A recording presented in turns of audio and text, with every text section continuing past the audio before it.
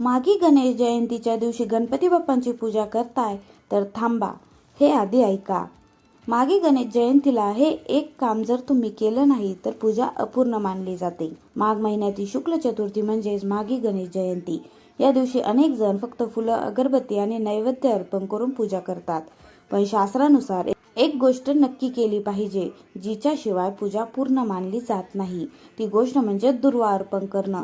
गणपती बाप्पांना दुर्वा अतिशय प्रिय आहेत. असं मानलं जातं की दुर्वा अर्पण केल्याने मन शांत होते, बुद्धी वाढते आणि अडथळे दूर होतात. म्हणूनच किमान 21 दुर्वा अर्पण करणं अत्यंत महत्त्वाचं मानलं जातं. यासोबतच गुळ तिळाचा नैवेद्य अर्पण करा आणि दान करा. यामुळे पूजेला अधिक पुण्य मिळतं असं शास्त्रात सांगितलं आहे. माघी गणेश जयंती म्हणजेच फक्त विधी नाही, तर श्रद्धा आणि शुद्ध भावनेचा दिवस आहे. हा व्हिडिओ उपयोगी वाटला असेल तर लाईक करा आणि सबस्क्राईब करायला अजिबात विसरू नका.